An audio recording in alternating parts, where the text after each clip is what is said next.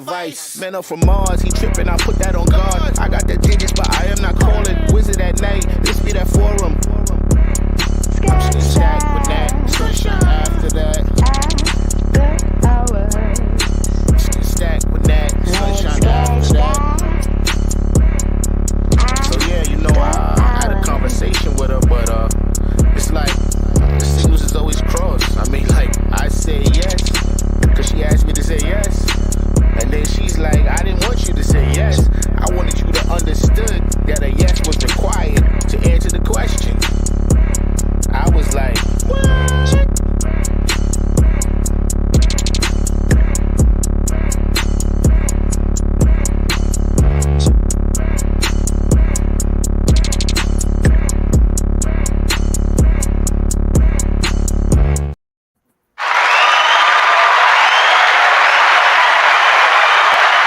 Happy Wednesday, y'all. Happy Wednesday. Welcome to the spot, the Stacked After Hours spot. I am your host, Natalie Cosby, and welcome to the show for Grown Folks Talk. So, tonight on the show, we are going to go there. Love and money. Money, money, money, money. So y'all get ready, get those cocktails and keep those fingertips loose because we want to hear your questions and comments on tonight's show. And here at SA, we keep it what? Lit and enlightening. So let's get into it. So tonight, I have decided we're going to change up our host a little bit. We're going to switch it around. We're playing a little bit of panel chairs, musical chairs. So tonight, since we're talking about love and money, I wanted to bring in a male's perspective and a brother's perspective, especially at this age. So why not bring in my partner, my better half? Let's bring in Keith Walker. Bring him on in, Montana. All right. Woo, this is interesting, Keith. Yes. Thank you for having me. Appreciate it. Thank you. Thank you for being here, love. So, Keith, when you hear of love and money and you think about us, what comes to your mind? That's a good question. I mean, to me, I think about kind of the phases of a relationship of how we've evolved from the time we started dating to where we are now and being more serious in our relationship and what our next steps are in our journey. And, you know, just just the overall concept of how do you move through a mature relationship at this age? You know what I mean? So it's just things that you have to think about that you might not have really thought about when you were young and you didn't really have anything to lose other than your heart, right? Okay. So, like our first date, Yes. you know, everybody, I always hear this is just like men are supposed to. I mean, what was your expectation financially for our first date? So funny you should ask that. I mean, really, on our first date, I didn't really have an expectation other than the fact that, you know, I'm from the South. So my expectation is if I ask you out, then I'm going to treat and I'm going to pay.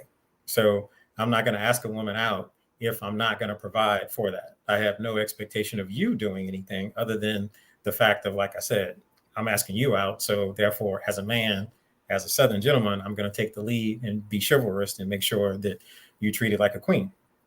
So is that always? I always feel like, you know, that is always our, and with women, we're like, okay, I'm going to attempt to pull out my wallet, but if he makes me pay, it's a red flag.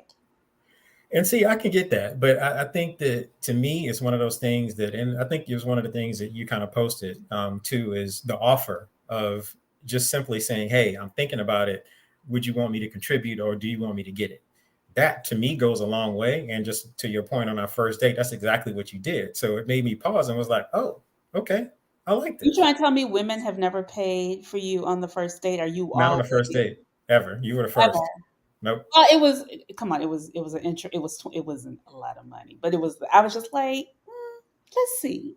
No, you were the first. So that automatically took me by pause just on that act alone, period. It's like, oh, okay, she's a little different. I like that. Now, y'all, it's not that. Let me be clear. He did pay on the first day. He got the meal. We did another activity, which I was just like, I suggest. I feel like I got this. It's cool. But it was the other thing about love and money, because Keith, you are divorced, Yes. and I know you have all. You know, it's a different thing when you get married and so on and so forth. Like again, I've never been married. But I think when you get into the gist of relationships, you're like, okay, who's obligated to do what happens, so on and so, like if somebody throws something on you, like I want to leave my job or so Yeah, on. perfect example. Like I said, if I came up and tell you and gave you a what if and said, you know what, babe, I'm thinking about these people are giving me crap at work. I'm done. I want to follow my dream. I want to be a helicopter pilot and I want to teach. You got me? And that's basically 2 years that you would have to cover my expenses. But you got child support. Exactly. So I You got still would have other to be responsibilities. exactly. I get it. Look, I understand what it means when you sitting up here talking about, babe, I wanna do you have me because I wanna choose me for the first Right. time. I don't have to really be responsible. Well, you got to be responsible for kids, but Exactly. Yeah. I've done that and it has always been a disaster. And see I've what's done that interesting about before. that. Like I had a brother who was just like, I quit my job. And I'm Right. like, okay, are you moving? So he temporarily stayed with me because he lived in Jersey. It was too expensive for him to go back and forth. Oh wow. And then I was just like, this is not, it becomes a wane. I mean, it's, I know people say it's love or money, a love and money. I think the two have to Yeah, coexist. so let me say this. I think that from what I learned and going through and being divorced is they do go coexist, but it's about being responsible and having those conversations like we do when we talk about, okay, well, I'm going to get this. Can you get this next thing? And it also has to do with one of the things we talked about. Money does equal power in a relationship. Every relationship I has don't a agree power with that. dynamic. You know I what I don't mean? agree with that. I don't think So I don't agree with I I mean, think it yes, does. it does, but it doesn't. Yeah. You So could have all the money and still and your partner could still have a Jedi mind trick and control your mind and control how you do with your money. that's very true, but that goes back to how that person moves and what they're able to actually see and do. And when I say that, meaning that what your, how do I say, your financial acumen and basically how you believe you are in your relationship and how you internalize your own power. Because women ultimately have certain power in a relationship and men have another power. We talk about that all the time. Women control sex, and then men control whether or not you actually enter a long term relationship for the most part. So who controls the power when when it comes to money? So that's a good one because it's really about, perfect example. If you are making, let's say, $50,000 a year and your Not mate in is New York making, City, but go ahead. I well, mean, there that's are people basically in New York poverty. City No, but you're making right. that. You're That's right. basically poverty in New York. But your mate is basically making $200,000 a year. Your financial contributions will not equal that of your mate, even I if it's male agree. or woman, right? So who's going to get the final say when it comes to spending that money? Because it's still that person's money. So that's the part of where the power comes in at. And you can decide that if you're making the more money to give up your power as a financial breadwinner, so to speak, and defer to your mate or vice versa. So it's really all relationships to me are about negotiation and being able to have those conversations. And I So think a Keith, lot you're of not times we that don't man have that's those. just gonna give the wife the check and be like, "Babe, do what you need to Oh, do." hell no. Keith, that's why I'm with you. No, I'm kidding. Ah, Yeah, no. no, seriously, like you remember? I remember back in the day. I remember there were women. I think like I don't think it's my parents, but some of my aunties, they were like, he just gives me the check and I run the household. Yeah, and some relationships work that way. And like I said, I think that that has to do with, and my parents did not work that way. It was a joint conversation. My dad was the primary breadwinner, but he controlled the big spending. My mom's responsibility was taking care of everything in the house, right? That was their division of labor and responsibility. But in terms of like the retirement, taking care of long-term financial planning, that was all my dad's responsibility. So that's why I say it just really to me a good healthy relationship goes back to those conversations and negotiating. You shouldn't make assumptions about that because you can assume wrong, right? If you assume that I always got you and I'm always paying when we go out, I might be my feelings one time and never really tell you because I'm kind of like, she ain't even offering. What's wrong with her? But isn't that look? There are roles that people take, and then there's a role because I think a lot of the conversations around money sometimes go mute in a Oh lot yeah. of relationships. They do, until you start to get, and even when you get married, I don't know. Well, I guess let me not say when I'm married, but I think when you are deep in a serious relationship, they go mute until you decide to do something else. And or somebody's positions change. Like, for example, like you said, quitting your job and so on and so forth. But I think it's a little different now, especially at this age that we're 50, we're both 50, Keith, and Yes. we are thinking about Whereas you remind being me I'm life older, so partners. it's okay. You are old. Okay, let's bring in the rest of the panel to talk more.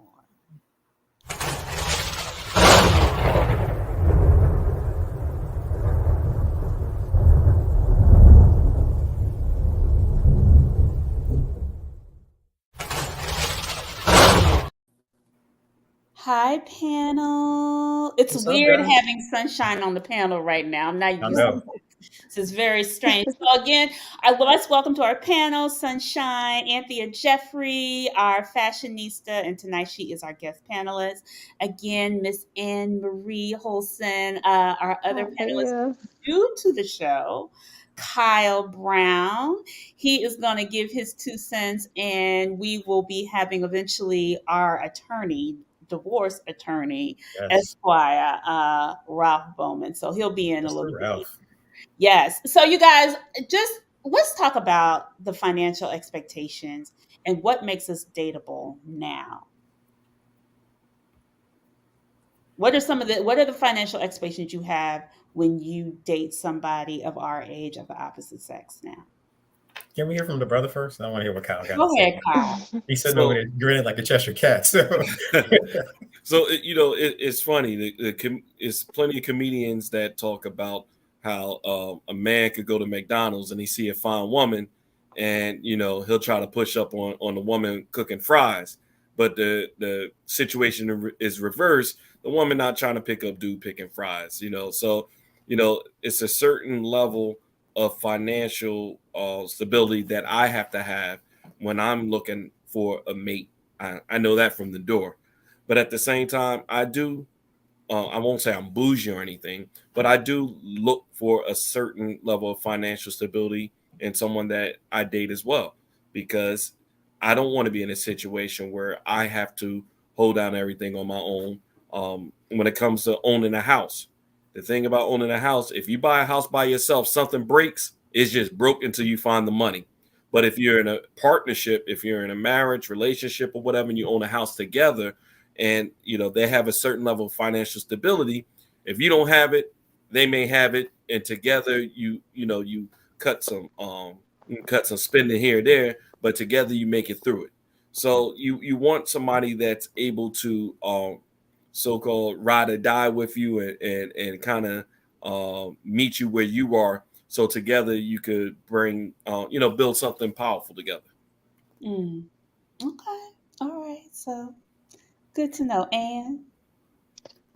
Okay, so we've been through the C's, right? To make you dateable. But you can read. We can Okay. refresh the C's really quick.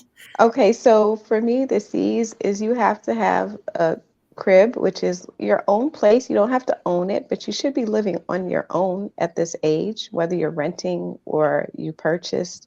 You're financially stable, you're independent.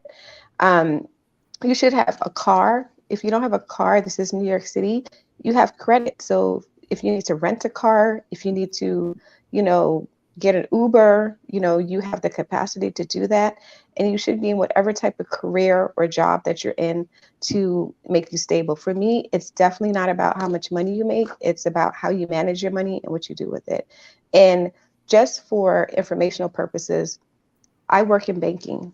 So I can tell you, I have seen it all in terms of, I don't care if you're making $300,000 a year, you could be completely broke and living paycheck to paycheck. And you could be making $70,000 a year, own a home, living within your means, and, or you have your condo, your apartment. So I want to make that clear, because I don't think that was clear before, that it's not even about a dollar. It's about how you're managing your day to day. And it's the same thing when I say car. I think someone has said, oh, well, I have to have a Benz. No, you have to be able to get from A to B without me being your taxi or your Uber. Like, I honestly don't care what it is. It's for your comfort, but you cannot depend on me as an independent person to take care of you in any way, shape, or form. So that's dateable. Once we get together, we can discuss, how we can manage together, but you have to, have that financial independence.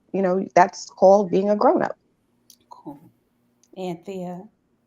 Yeah, I think at this age, I think for me personally, I think my expectations were always very low, and I think I now understand the importance of having higher expectations for men when it comes to money. And higher expectation for me is, exactly what Anne talked about, being able to take care of themselves first. But it's always nice to have that extra to take care of me too. I want to know if I'm going to be with someone in a long-term situation, that if I am sick or I am not well or I am not able to work, that they got me. And I feel the same way about if I'm with someone, I got them as well too. But you're not coming in with all of your baggage, your financial baggage with me anymore. I think that I've accepted too much in the past. Mhm. So I have a question. Like Keith asked before, if you are with someone and they come at you and it's like, babe, I'm tired of talking about my job. And we were actually in a conversation last week, this past Saturday, and we were on a panel, and one of the panelists was saying he was making most of the money, but he was miserable at his job and he wanted to quit. And his wife was like, absolutely not. Absolutely not. And he was just like, I can give me 3 months, I can make the same amount of money. It's not gonna, I mean, I guess they had 3 houses or whatever. They had a lot. So if your spouse does, or your partner, like, even let's say, because nobody's married at this point on this show, but if your partner comes to you and brings that to you, what would be your response at this point in your life? Like, I want to change it up. I want to do something. Keith, I want to become a life coach and a helicopter pilot. It's going to take me 2 years. But, You but, got but I think it's all about preparation. Has he prepared for, does he have savings? Does he have, has he prepared for like 6 months of not working? Like, we should all have some sort of prep that we do in case of anything. And so if you have nothing and you're coming to me and tell me, I just want to quit because I hate my boss and that boss is miserable or whatever, but you don't have anything in place, I think that's something that you would be like, wait a second. But, at this point, we are all mature adults. I don't think that anybody should just be like haphazardly quitting jobs if they're not prepared for anything, any emergency. That's not even a conversation I'm having with someone that I'm dating, that I'm not married to. That's not even a Right. conversation. And that makes even more sense, Anne. Mm-hmm. So I'd like to bring a little different perspective to that, because definitely, if you are in a relationship, especially married, to say that, okay, I want to quit my job and explore something that's going to bring debt to the house. To a certain extent, when you get married, you have to give up some of your own personal ideals, some of your personal goals. So you have to think, what are you doing to the household? What are you doing to your relationship? Do you have children? So you have to plan appropriately. But Right. that communication goes both ways, because when whether you're going up the salary scale or down the salary scale, as a teacher, I was very, very used to dating women who made more money than me. But when I got married, I was climbing up the educational ladder, and I had an opportunity to be a vice principal. When I had that opportunity, I spoke to my ex-wife about that, because you have to understand, although more money is coming into the house, I'm not going to have the amount of time in the house as I used to. And when I had an opportunity to become principal, my Right. salary went up even more. But the conversation happened. I could not make that decision to go ahead and take either one of those jobs, knowing the impact that it's going to have on our household, without having that conversation with my ex-wife at the time. So fortunately, in both situations, she was on okay with that. But with the principal role, she really didn't know what she was getting herself into. So, you know, Should that never. Yeah, Yeah. it's like somebody being on call. Yeah. Absolutely. I asked So that's Kyle, why I said we're not having that conversation because with someone I'm dating, like So we that's would actually have, you a had it great with your segue to saying. wife. So Yeah. at what Mhm. point in the dating circle or the dating spectrum do you have conversations about money? Is it when you first start out, when you get serious? Like when do you guys think it's the right time to have that conversation? I mean, I think that you want to know where someone is, like I spoke about the basics from the very beginning. Mhm. Like you have to know that you're basically a financial independent. I've literally asked, where do you live? Who do you live with? Do you own or rent? Like these are things that because I have You ask been that day duped. one, or is that like I, as I've part of asked the that. process? No, I've asked that day one. Okay. Oh Like wow. before we've even, yeah. Like before I even met you. And Like going you're for the just, jugular. I love it. yeah. I No just, chaser, and no chaser. yeah. Um, Oh, yeah. When have you guys started the conversation? When should you start talking about finances? Answer the first date. Ralph is our attorney expert. He's So seen it on the other end of it. he's on the other end. One But shit he's don't like, work. please don't Right, talk we about call it. Ralph. Come to me and give me business. Exactly. So I think early on, I'm going to speak on the other end of the spectrum.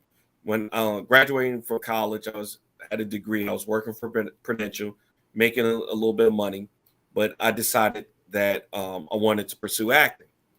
So I knew that I was going to go through the role of a starving actor. So early on, if I met someone out and about or whatever, I let them know, hey, I'm pursuing acting. The money's not always that great. Sometimes I may have to cancel on you at the last minute because there's an audition and there's an excellent opportunity. I will have my evenings aren't going to always be free because I have to have rehearsals. I'm going to have to study scripts, et cetera, et cetera. Why go down a path and then throw out a surprise? No, mhm. this is what you're getting. This is me. There's no surprises down the road. What you see is what you get. I don't believe in, as Chris Rock said, when you first meet someone, you don't meet them, you meet their representative. No, Right. you meet Right. me. So, Mhm.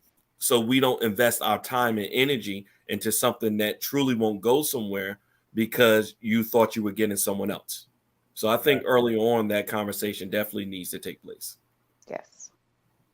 So the funny that's a good point, Kyle, that it should take place. But I think sometimes people show up looking like money, especially at our age, and they don't got a damn dime to their name, but they look like Absolutely. money. Right. They got all the trinkets and all the drippings of their all the king. trophies in the back and All the everything. trophies, right? You Yes, know, exactly. everything. But Mhm. thank you, Ralph. Everything. Wrapping up the tip. Yeah, bring your camera. Where all we see is Up your a head. little bit. We want to see the trophies. We Yeah. want to We see got to the see your trophies, trophy, Ralph. Ralph. But so my thing is, it's just like now when you meet someone, how do you what is that conversation looking like? Are you just automatically going on assumptions? Because we are 50 or approaching 50. No, you cannot go on assumptions. You have to ask questions. And just like men and women present, the way you may think something, I could sit here and tell you that I do not own a Chanel bag.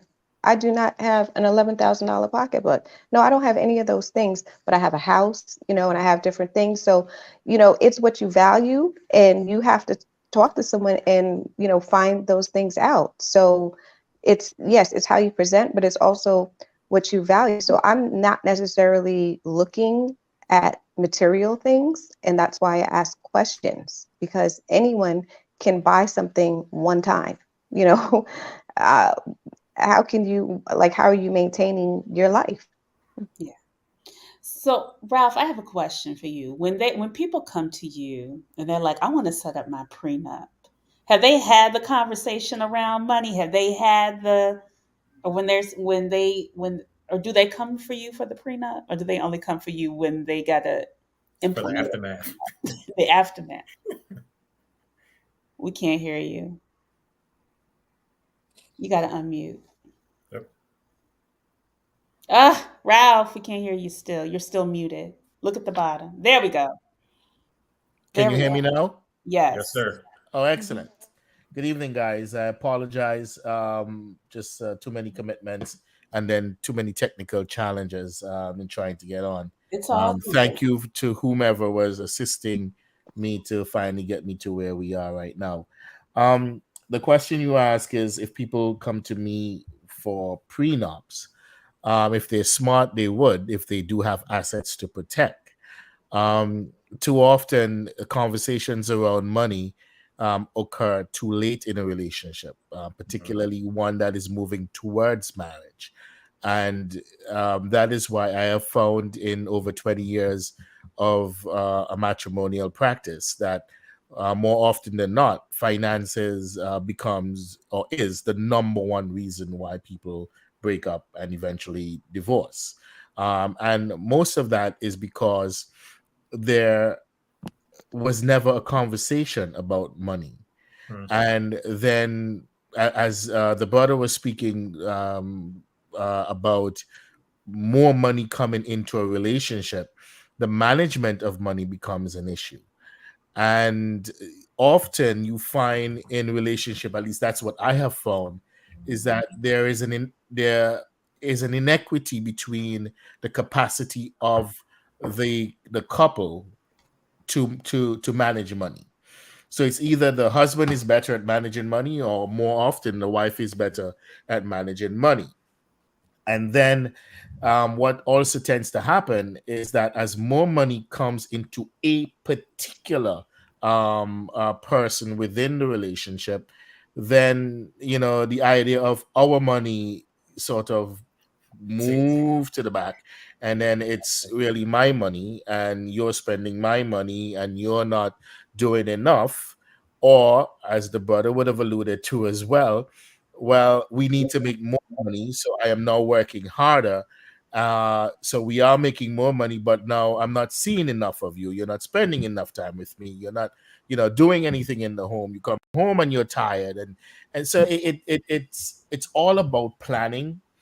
And it's not a one-time event in terms of finances in a relationship. It should be a continuous discussion that you have, especially when there are significant financial changes, a big raise, greater responsibility. Do I want to take that new job offer? Yes, I'm going to be making $100,000 more, but I'm going to be working twice as many hours. Is that something that a relationship is ready to withstand? As the sister was speaking about, what are the priorities? What are the financial priorities in a relationship? Are we going to be driving a Mercedes Benz and paying rent, or are we going to pay a mortgage and drive a Toyota?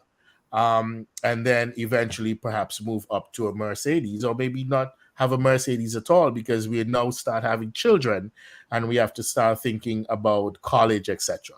So So, I'll stop there and perhaps you could ask a follow-up question.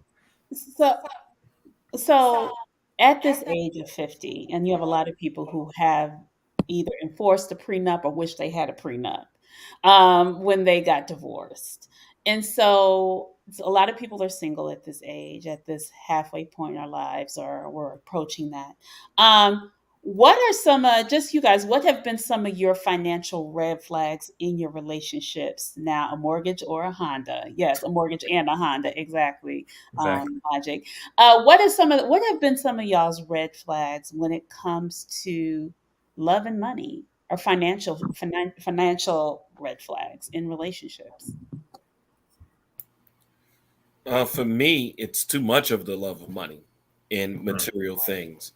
And I've ignored that in the past, and I've suffered the consequences for that. And it presents itself various different ways. Um, and I ignore the red flags with that. But definitely the too much love of materialistic things. How has it presented? What way did it? Just an Yeah. example.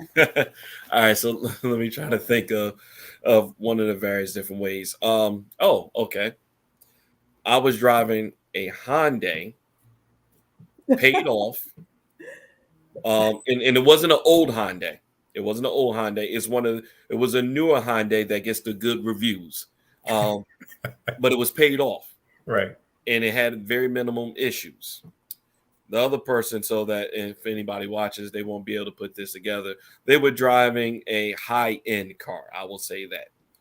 They didn't like the fact that I was driving a Hyundai so much they were willing to give me money towards a down payment Oh wow. to get more of a luxury vehicle. And I'm like, Interesting. no, because with that luxury vehicle comes monthly payments.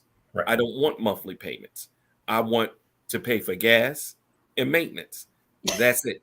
And I'm insurance. happy with that. And that bothered them to a certain extent. And I didn't really see it as so much of the materialistic side, but when you start putting little pieces of the puzzle together, you start to realize how materialistic a person is, and sometimes you are not as materialistic as they want you to be, and that can be a problem as well. Interesting. Can I just ask a question? Yeah. Can anyone tell me why, when a relationship starts going sour, or may have already gone sour, that you start referring to your significant other as they and them? Because it's nicer than It's nicer than calling them motherfucker. yeah, it's nicer than saying. So that's things like really what it Yes. is. Is that what it is? Right. Yes. Okay. Yeah, it's more of that. But I wanted to kind of go Every back to things. So time- I think Go ahead. and one of the things that you mentioned, you get your questions out of the way early. So when you have had those questions in your dating, would have been some of the red flags that you're like, sorry, brother, I can't be messing with you. You're talking to me? Yeah. Was that for me? Okay. So what I would say is that this is a real example. There was a particular individual that said that he was living with his family. And you're living with your family, you're 55. You're living with your family, and when you're asked, okay, well, why are you living with your family? Oh, well, I had child support. You have one child, and the child is now like 18. So you've had had a great job, drove a luxury car, and then you're telling me, oh, well, now I have college.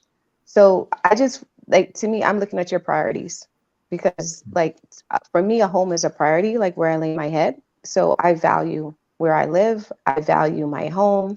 I value keeping a nice house more than I value, driving a luxury car, or something like that. So I'm looking at you like we don't have the same values. And if you're going to invite me to your home, where I got to sit in your living room, or I got to go to your bedroom, That's with other family members, it just how I can't date someone that you don't even have your own place where you could invite me over. What are we watching TV with your aunt? I don't understand.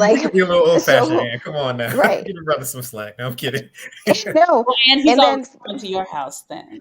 No, and that's another problem, because I'm fortunate to have a group of friends that we are all homeowners in New York City, and it's a feat. I mean, I commend anyone, man, woman, who can own a home in New York City, because it's tough. So I have had, and the same things happens to my group of friends, where I have one friend, she won't even let anyone meet her at her house, because it starts to turn into, oh, so this is all you? You here by yourself? Who else lives here? Oh, so it's just you that lives here? To me, right there, that's a red flag. That's when you start with that, oh, you here by yourself? Who else lives? You start, asking those questions, that's a red flag for me. Somebody said clean plastic on the couches, yeah. Wipe the couches down for whoever Exactly. comes in. Is his mama cooking? Exactly. Right. Mm-hmm. Mm-hmm. Yeah, that's someone I never want to date with. Like that's, yeah, we're stopping right there. Got it. Well, you And see, Well, Chris Rock has a whole routine on that, where he says that the first time a woman dates a man who drives his own car or has his own car, no man can take her on a bus again. They don't have a chance with her. And similarly, when she dates a man who has his own crib, anybody who lives with mama is out the door. But sometimes, I mean, it's a matter of how exciting, or I should say, what is the potential of a relationship, isn't it? Because what does it matter if somebody lives with their mother? Eventually, if your relationship has potential to develop into something, you're gonna both be living one place. That may be in your home, or it may be that together are able to secure another home. Um, but you are right. I mean, it's all part of your overall evaluation as to whether or not a relationship is worthwhile. But people can be down on their luck for a variety of reasons. And given as somebody who practices in the family court, child support can really push you down in the financial dumps because it's a very inequitable law. It's a law that needs to be addressed, but no politician will touch it.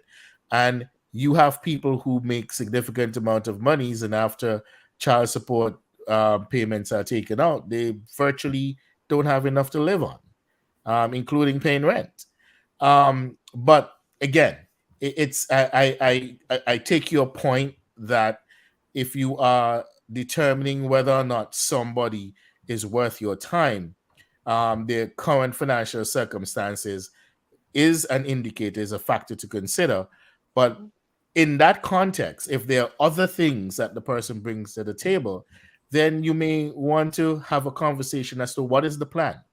This may be where you are now, but what is your plan? This may not be where you are going to be 6 months from now, and you may have missed, an opportunity to forge a relationship with somebody that is truly dynamic.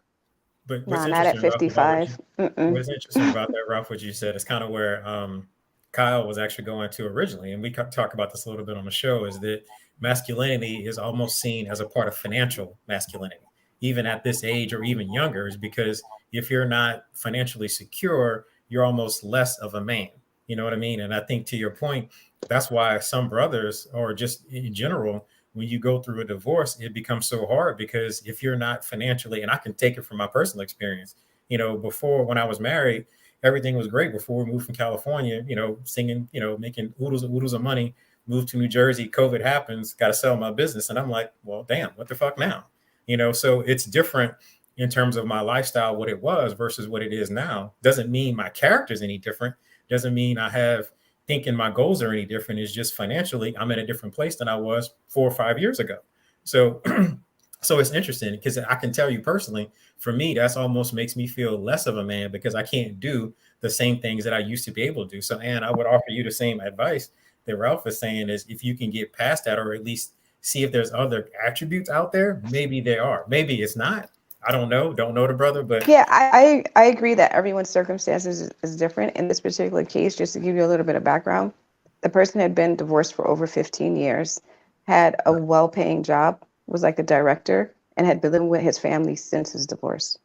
So to me, that doesn't show any type of motivation Man ain't going whatsoever. Yeah, That he sounds wasn't like going depression. nowhere. ain't doing it. Yeah, he's not doing it. That sounds So, like depression. But again, yeah, well, I'm not dealing with it. yeah. But no, that's I fair. mean, That's fair. I Everybody got a wasn't, choice. Mhm. I wasn't speaking specifically to the example, No, but just in general. of that person, but rather as a general concept. Right. As a general concept, too often people are judged only based on their current circumstances, Right. as opposed to their potential to develop. And if you're only seeing somebody in a static sense in this moment, rather than the potential for where they could go, and that comes out of more conversation, more frank conversation very early in a relationship. I mean, your priorities should be established.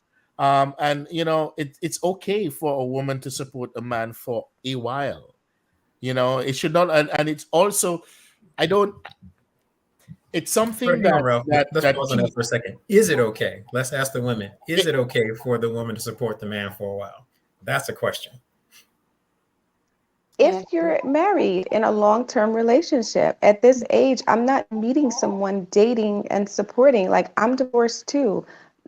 My life isn't a bowl of cherries. Like, I'm working hard every day. Like, I go to work, I'm doing what I have to do, I'm maintaining. I'm not like wearing it on my sleeve. I'm working hard to maintain what I have. So I would expect someone else who's divorced also, you're working hard too. Yes, I'm not at the peak of where I've been, in the past when I was married. Financially, I had better times, I had worse times. So I wouldn't say that I'm at a peak time for myself right now, but I know that I'm hardworking and I'm doing what I have to do to maintain myself, my children, my lifestyle. So it's about character to me. It's like, and if I'm not going to build with you. I am not going to help you at 55. And you don't have potential. Wherever you're at, where I'm meeting you, that's where we're, if I can't deal with you where you're at, then I'm not going to move forward with you. I'm sorry. That's why we have to get it out in those first conversations. That's totally fair. Sunshine, what about you? I mean, exactly what Anne said. If we're married, that's a different story. But I'm meeting you when you're telling me about you want to start a business and you want me to invest in a new business, a company. Yeah, I got goals, baby. I got goals. Come on now. Oh, you got goals, but what does that have to do with me? At this age, we're talking about at this age and dating. I'm not doing that. So I'm not Anthea, taking care of anybody. let's flip it, ladies. Let's say we're dating somebody who's wealthy, right? And we want him to do the same thing. Like, we're like, you know what, babe? I'm tired of this job. Or he's like, my job is in California, Anne, right? Or Anthea, Mhm. my job is in California. Your job does not allow you to move across country. But he is willing to marry you at this point. Are you willing to pick up and go and let it go and let him take care of you? I would need to feel some sense of security that I actually planned to. I had some money saved or something like that. While I know he probably got it, I gotta look out for me. I'm calling Ralph. So I'm I'm calling like, Telling Ralph. Ralph, And but I'm what would you saying, tell these But, ladies? What would I'm you but, calling tell us? Ralph and I'm so, saying, listen, you're going to write this paper up and you're going to make sure that I am financially, replaced where what I'm leaving. If anything happens, you're going to make sure that this paperwork says that I'm going to be securely back to where I've been. Like, I'm calling Ralph. Like, I'm not just getting up and going. But I want to go back, if we may, to the issue of the support and whose responsibility is it for financial support. If you are a married couple, why is it any more the man's responsibility to support the home financially than it is the woman? And I mean, the expectation always seems to be, well, what is the financial position of the man to make him eligible or attractive to a woman? Well, I don't want a broke woman either. I mean, if Right. if I'm but 55, who said that But though? Ralph, we didn't. I think they said while they're in a relationship, not married. no, I understand, but of course, if that is why, if you're in a relationship, what is the nature of the relationship? Where is it going? If you're talking about just meeting somebody today, Right. and as soon as you meet them, you say, "Well, where do you live?" "Well, I live with my mama." "Well, okay, bye." You know what I mean? Some people would do that without even why are you living with your mama? As Anne was explaining, she would have gone through those series of questions. And yes, it's a little bit odd. 15 years later, you're living with your mom for 15 years. There are men like that, but there are also women who are living with their mama and their papa, for 15 years after a breakup of a relationship as well. Those may be extreme circumstances. What I'm saying is that there are sometimes where people are in a temporary financial bind, and if you're going to just at first blush say to somebody, This is where you are. I've looked at you. No, I'm done. You may be passing up on a good opportunity. No, you're not ready to but, date. but, You but shouldn't be on the market. You're not ready to date. I'm sorry. I'm gonna tell you, you need to be ready to present yourself. And if you're in a temporary financial bind, and we've all been there, like I am no exception to anyone, we've all had situations, you're not ready, then get yourself together before you present yourself. Hold on. So go ahead. women, then. Go Let me ahead. ask a question to the women, all the women, including you, Natalie. Mhm. And then I want to hear the brother's position on this.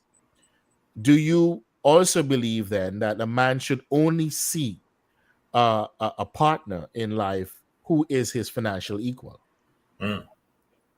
Thank you for asking that, Ralph. That's what I was You going to. have to be equally yoked. That does not mean that you have the same salary. That means that you have financial independence. And we're talking about, you know, I'm assuming most people here are college educated, intelligent people. I'm not talking about, no one here is dating, Rihanna or Jay-Z. We're talking about regular, middle class, Black working people.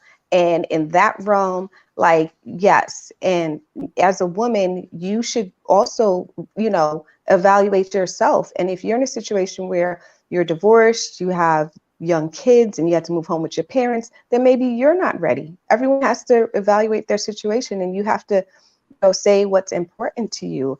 I'm not, saying that this is only for men, it's for women. And if you're in any temporary financial bind or situation, you are not ready to because you should not, as a woman, put that burden on a man expecting someone to save you, or to move you out your mother's house. I know people like that too, have never been married, has a child, live at home with their mother, and has said straight to my face, well, I'm waiting for somebody to marry me, but you're 45 and you're still waiting for someone to marry you and move you out your mother's house. Like, when do you have your own self-motivation to say, you know what, I got to get myself together? I absolutely know women like that too. So, and guess what? They're still single. So you, as a woman or a man, need to put yourself as a priority. Everyone has different priorities. Like I said, for me, having a comfortable home for myself and my children is a priority.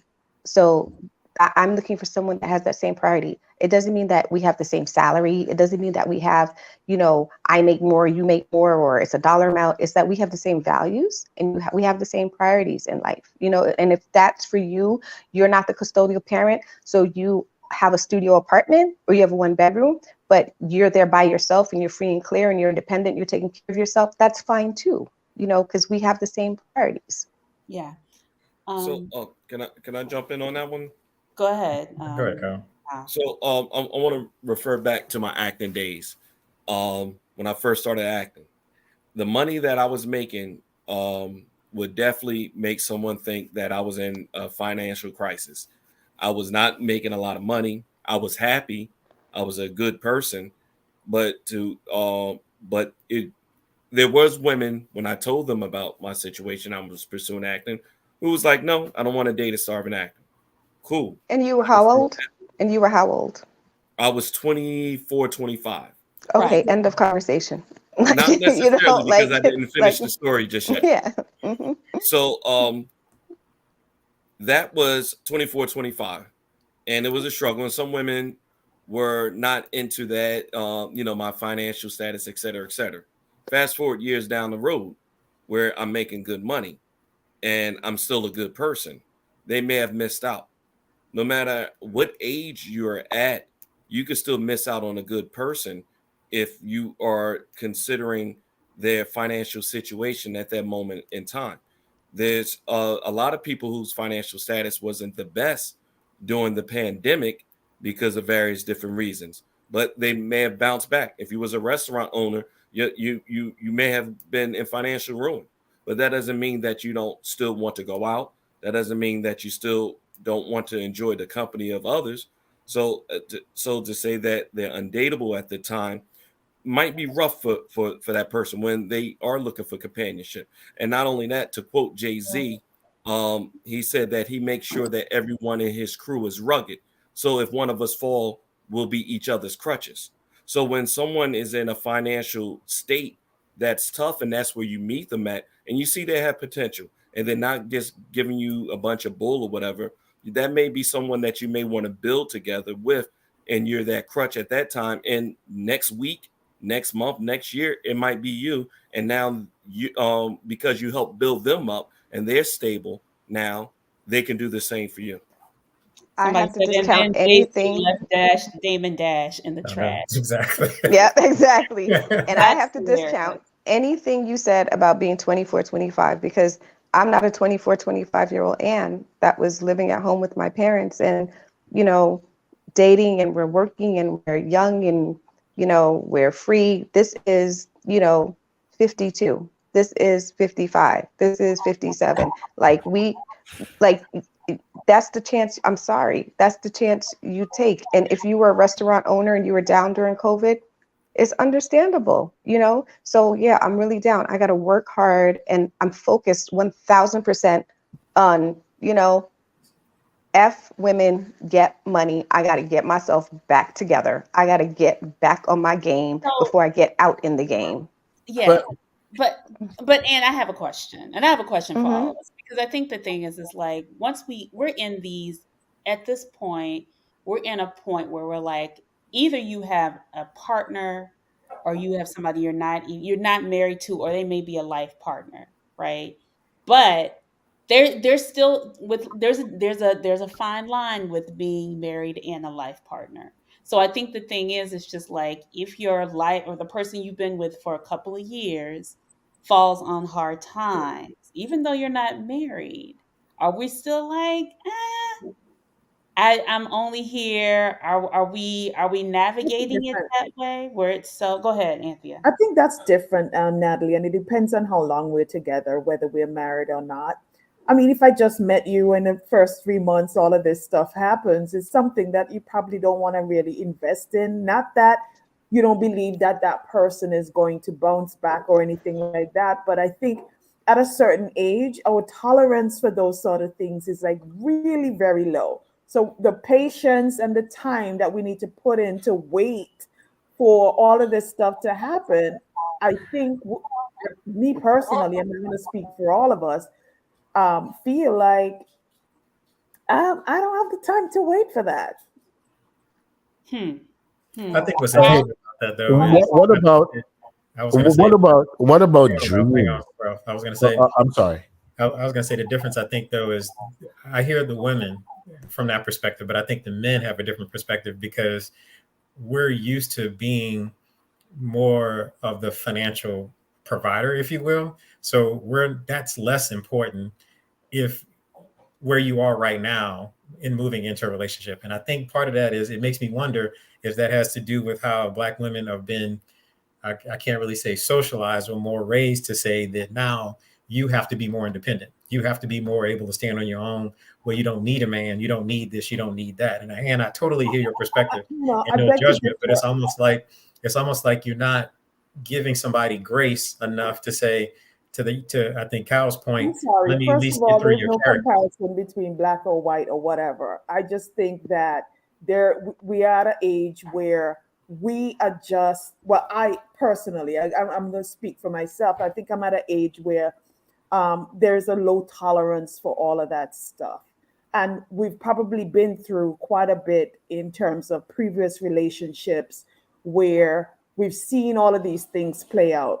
And I think also for men as well, um, you guys can't sit here and tell me you meet a girl and all of a sudden her mama's sick, she need this, her daddy need a new pair of shoes, her cousin just died. Like some emergency is always there where, okay, I'm gonna help you. Okay, I'm gonna help you. Like you can't tell me that that's not a red flag for you guys. No, it would be. I'm not saying it's not. I'm just saying that it seems like what I'm hearing is less grace given. That's all. Because what I'm hearing from the guys, There's no grace. I'm right? sorry. Yeah, see, exactly. I'm letting you know. I have no shame in telling you that I'm not giving grace on day one. And I agree 1000% with Anthea. The low tolerance from our experiences, where we're coming through to where we're at.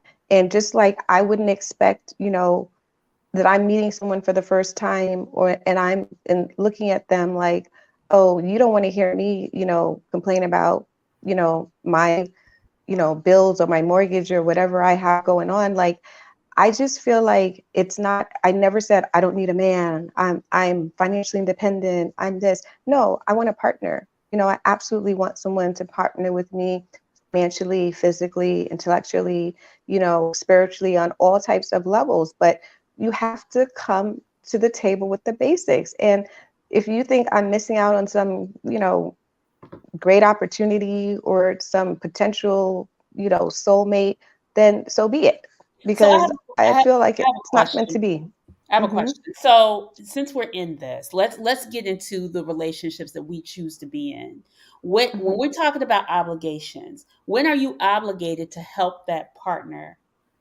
And if you're not married, what are the obligations that come into play with somebody you're in a relationship and you're not married? Hmm. I don't like the word obligation because I feel like you're not obligated to do anything for anyone. You should want to. It should be in your spirit. Okay, so And yeah, make, it's a spirit of generosity. It's someone who's a provider and a protector, someone who sees themselves in that role that's going to help you. I could literally give you like a real life example, like of something that happens to me where I was dating someone and we had a really freezing winter and one of my pipes busted.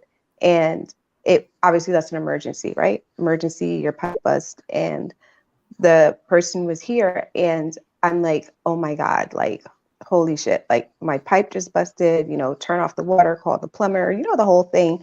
Middle of winter, there's a surcharge because it's emergency. You got to get it fixed right away. After you get the pipe fixed, then you got to have a contractor come and fix your ceiling because now they busted your ceiling, yeah, so it's definitely, it's a domino effect.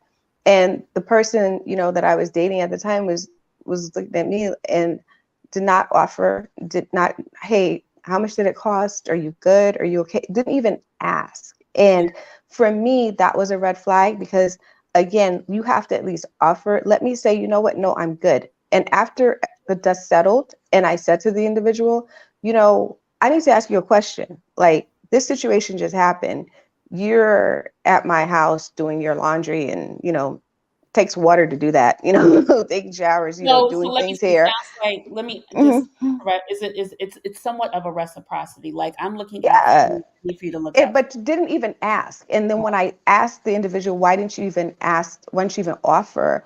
He said to me, well, it's your house. I figure you got it. So for me, it's just the spirit of like, even if I do have it, offer because we're in a relationship and there's an intrinsic value of being with me and using, my utilities. So you could say, damn, are I, you okay? Are you good? Like nothing. So I'm that's a red flag. Yes. I'm going to swing it back to Ralph because Ralph, I know you had a question that before you lose Mhm. it, and I see your face right now. Go ahead.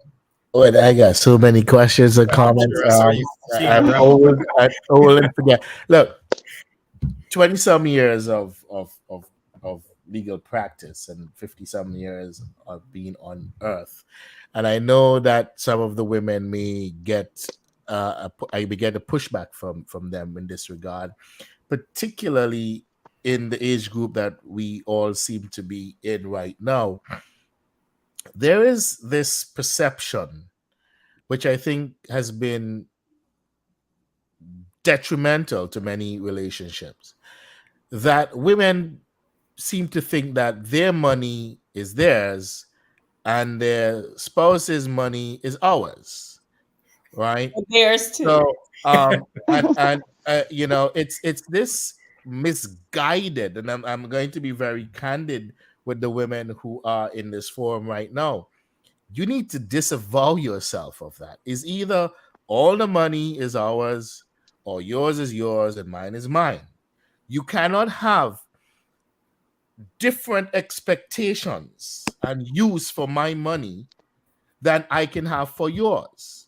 So, as I would have heard Anne speak about her then partner not even offering, the question was, if the circumstances were reversed and his pipes were busted, would you have offered? And would that have depended on how much money? Let's say you made the same amount of money. or you made more monies, would you have offered? It's the idea of finances in a relationship. It quickly becomes, whether we like to think it or not, the longer the relationship exists, how are we utilizing the monies that are within this relationship? Am I always hearing that, well, can you help me with this? Or the house needs this. Well, you're working too. What is going on? Why can't you use your monies to do that?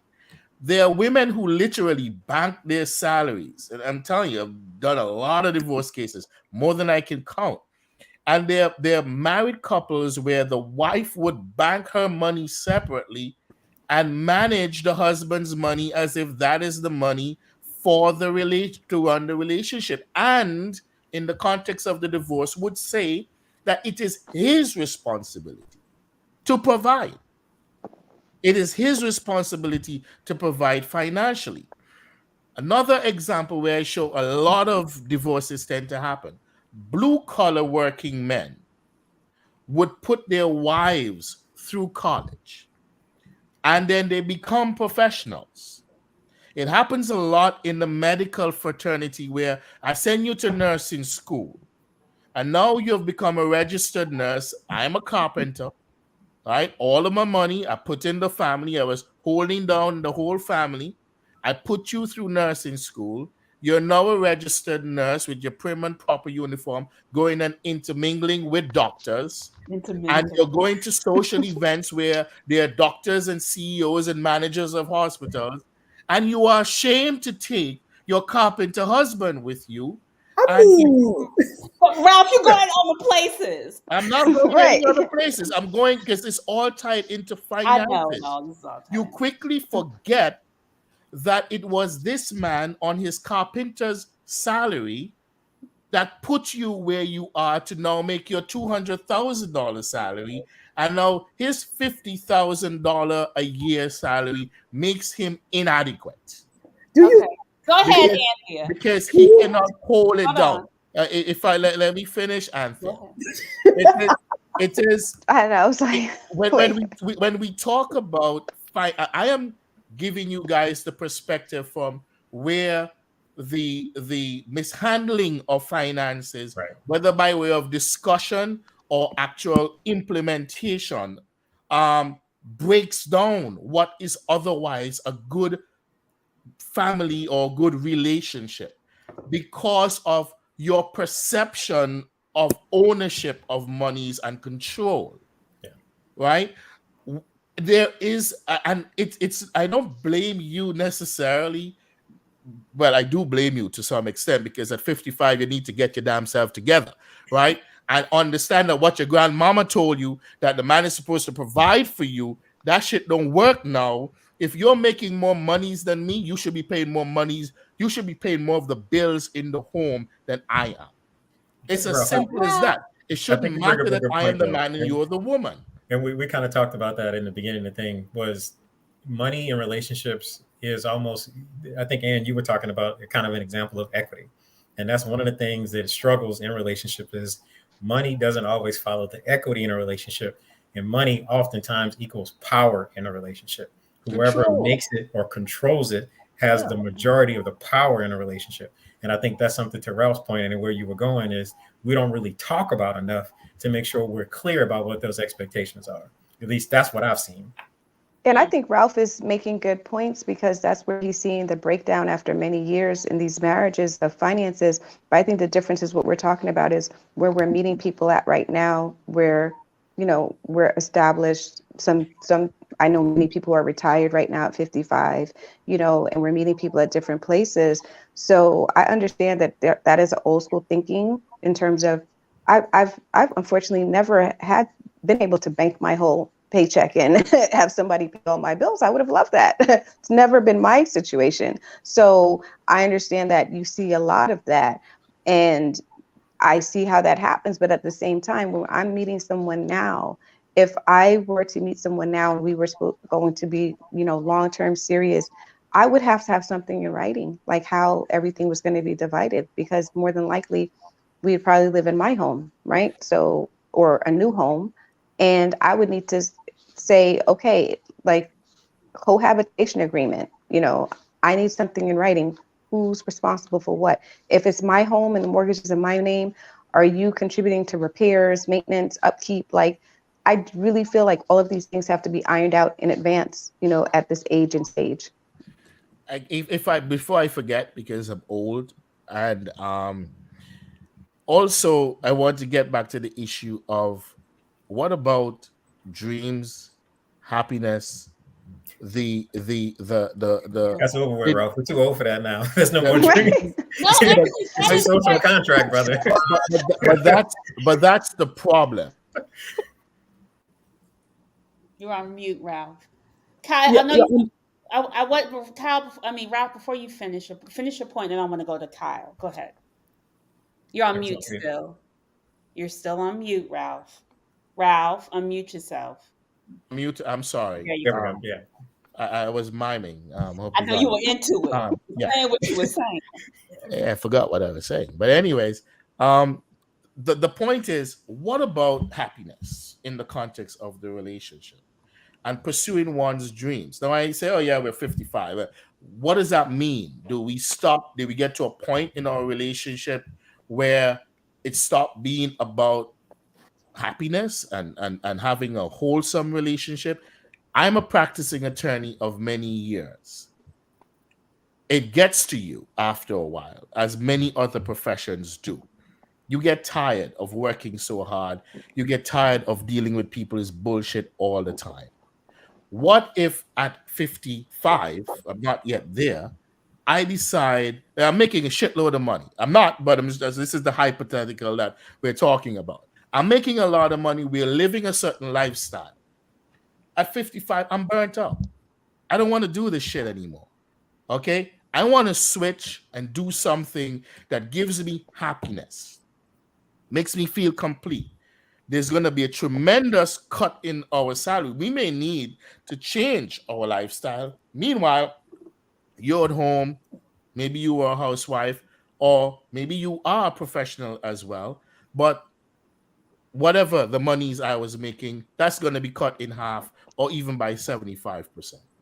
How many women on this panel would support their spouses taking that position, knowing that the spouse is at a place where if they continue where they are, they're going to be completely burnt out and then of no use to you? Are you willing to adjust your lifestyle in that context or no? I think Anthea answered that. Anthea was like, you have to So plan for it. so we're speaking about spouse, right? So that's a Right. totally different story. And I just have Totally. to talk about my personal situation. Happiness is what got me here, right? I Right. wanted to be happy, but it didn't get me too far, just FYI. So while I understand, and don't get me wrong, I think that happiness trumps everything else because I need to be smiling all the time.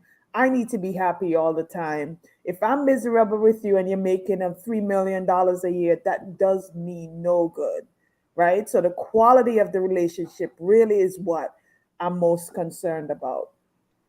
But I'll be damned if I am coming into a relationship with everybody have a problem or whatever. The other thing is, I think that being equally yoked in how we think about money or how we even discuss money and finances is something that I think is really important, right? Because if I'm coming into a relationship with somebody that's posting like a picture of their nice sports car on Facebook, to me, that actually is a huge turnoff, right? Because that they value something material, you know. Do you Um, remember Anthea, the guy who was posting his car and he was living in a storage unit and the woman had followed him and he was living in a storage unit, like parked his car outside. He was living in a right. storage You unit. know, you're posting a nice brand new Mercedes or Beamer or whatever it is. I don't know what's a nice car anymore. But when you're posting that and you're telling me that you're renting an apartment and you this and that and or the other, my respect goes out the window for you. That means that we are not equally yoked, because my thinking is I currently have a 2015 RAV4. And I, the other day, fell into that whole trap of, oh, maybe I should get a new car because I drive a lot. And then I thought about it and I was like, wait a second, I'm not trying to I'm not trying to impress nobody. My car runs well.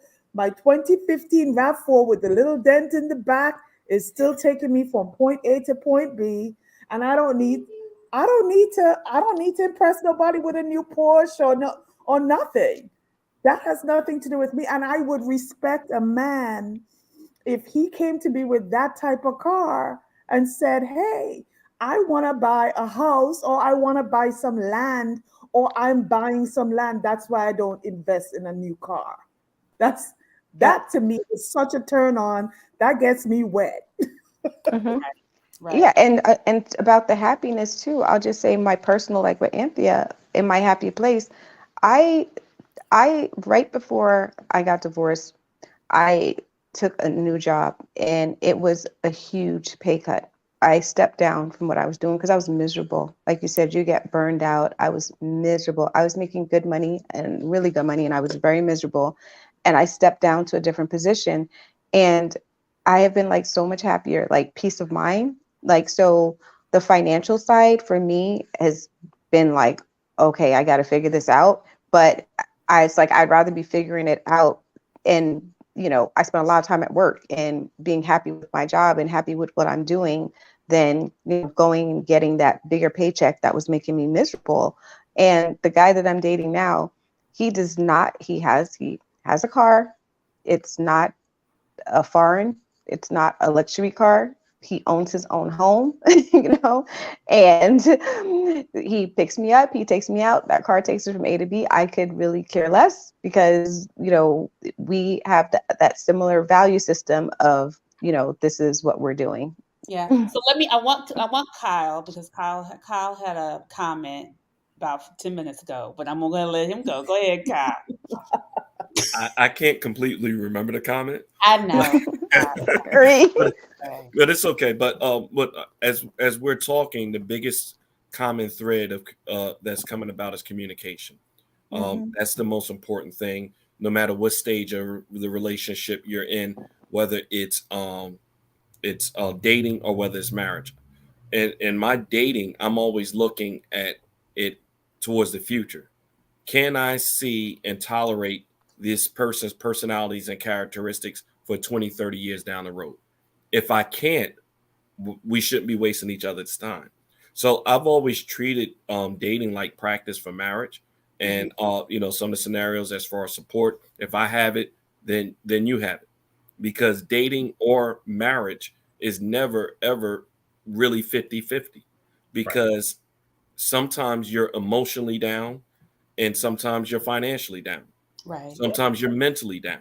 Right. So when I'm dating you, if I'm emotionally down, if I'm physically down, if I'm mentally down, and I'm financially down, and I can't meet that 50, how do you react? And if I'm at 30 and you can't give me that 70, why should I take a chance of marrying you? Because there's a good chance that nothing will change if we are married in comparison to when we're dating. So we're a little bit coming to a close, and I've been doing these final thought questions, and I want you guys you got 10 seconds to answer them.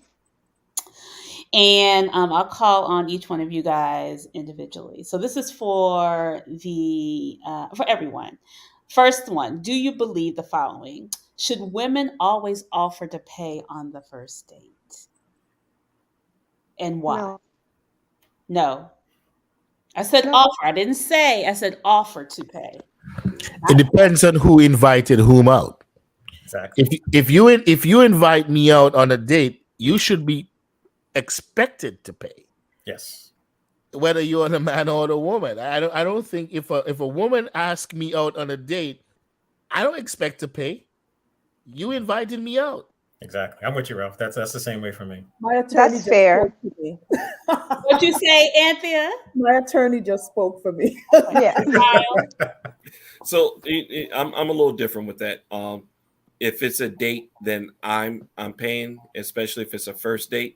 But what I hope is that they make an attempt to at least pay for the tip.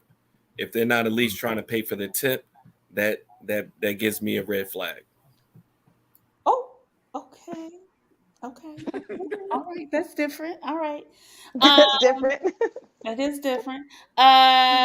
Does money dictate the power in the relationship? Yes or no, and why? Keith. Yeah, absolutely. I think it does. I think it's money equals power in a relationship and just in our society in general. And why is because generally that's who gets to make the decision. Whether you give up that power or not, the money is kind of the power. All right. Anthea. That's a little bit of a layered question for me. It probably will take a little bit more than 10 seconds, but I just wanted to say quickly that I've been in the situation where I've been the breadwinner in most of my relationships.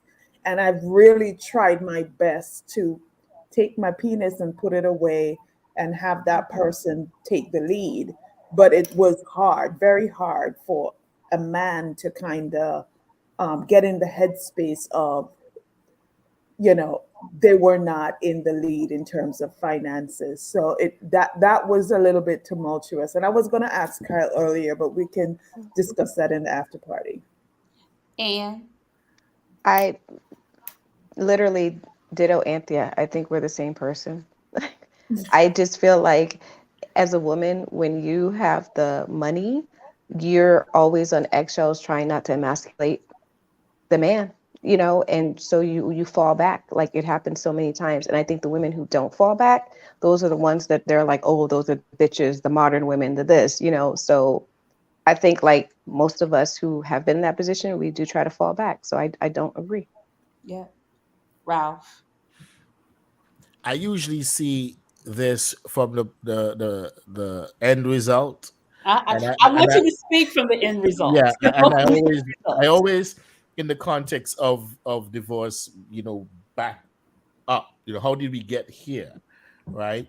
Um, Money, it doesn't always dictate who has the power in the relationship.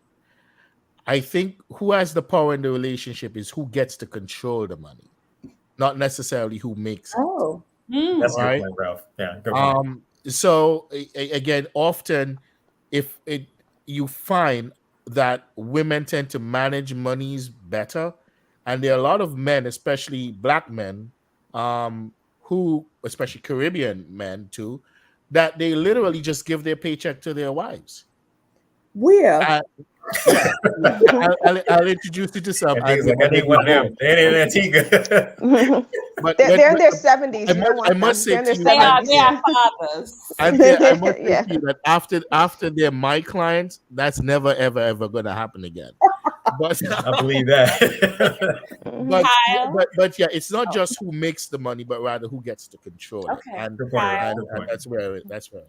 Kyle. Well, I've seen it both ways. I lean a little bit towards the power because power could be various different things. It could be purchasing power. It could be a certain emotional power in the household. As I said, as a teacher, I'm used to dating women that made more money than me, and there's different ways for them to hold that over your head sometimes. And even though they think they're holding back their penis or whatever, they're really truly not. And and that's a powerful thing Exactly, because Ralph. when they're Are you trying to waving a penis, Ralph? Keeping Kyle with his penises. That's over. Yes. Okay. Next question. This is for Anne. Does your partner have to have the three C's: the car, the career, and the crib for you to date them now? Yes. We know your answer, Anne. Gentlemen, Yes. Keith. Do they have to have three C's? Yeah. Let me say yes, in a certain degree. It's not the car, but it's really about some idea of financial stability and responsibility along with drive. Like you may Credit. not be That's why I said credit. Mhm. at a place to where you want to be, but you got to be financially responsible. Oh my God, Montaigne, give me 2 minutes. Give me two. you Not Montaigne. Kyle. got shut down. Women have to have the 3 C's. No, they should. At this stage, I'm 46, so a car, career, credit, they should have that. Yeah, they definitely should. Okay, all right. Wait, Montaigne, stop playing. Stop playing, Montaigne. What is more important now, access or attention in a relationship? And access, I mean by access to money. Access or attention? What is important now when you're in a relationship? Attention for me. Attention. I'm gonna go with attention. Money, it comes and goes. I need that. I need the attention. Yeah, same. Yeah, I need undivided attention. Undivided attention. Okay. Yes. You can't have both. And you can have both. And for me, I think there's a balance because one affects the other, Yeah, no matter which one you desire.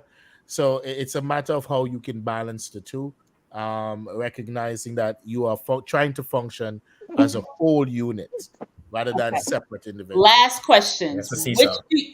As everybody being a divorcee, except Ralph, which do you prefer moving forward?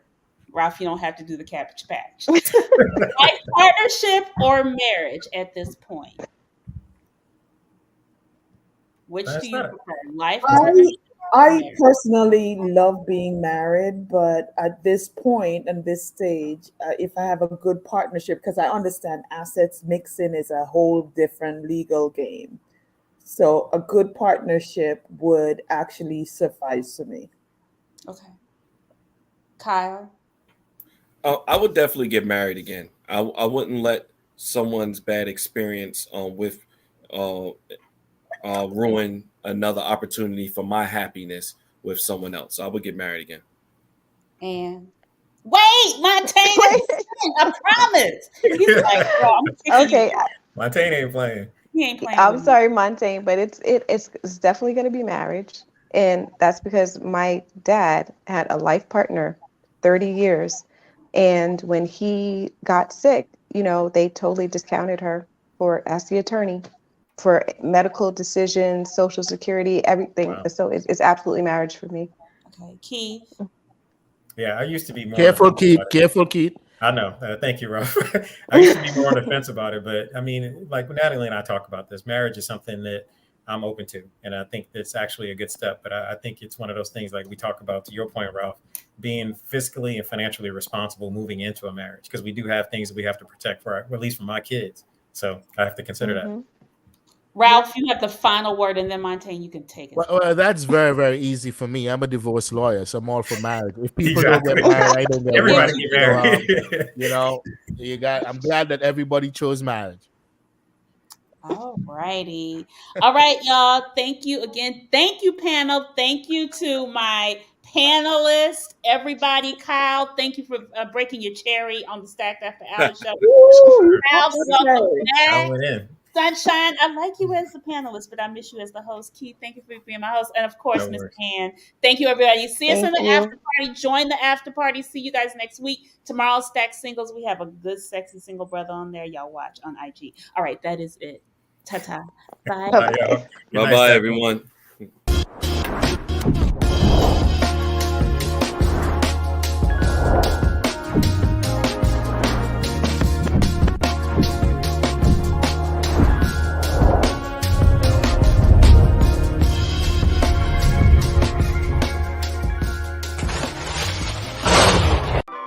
Join Stacked After Hours, The Spot, where grown men and women gather to have candid, also honest discussions about the state of life, love, and more. The Spot is a hybrid of in-person and weekly virtual gatherings. Join our Facebook group and answer our daily questions. Subscribe to our YouTube for our weekly live talk shows, and join us on Zoom for our talk show after parties for lively conversations with other opinionated, grown, and sexy professionals. Just search, like, follow, and subscribe to Stack After Hours on Facebook groups and YouTube. Also like and follow our brand pages at Be Stacked Wellness on Facebook and IG. So wherever you are, at home or abroad, pull out your laptop, tablet, or smartphone and join in the conversation with the members of Stacked After Hours. The Spot by Be Stacked Wellness. See you there. As you know, and if you are new to the Stacked family, we always keep our conversations lit and enlightening.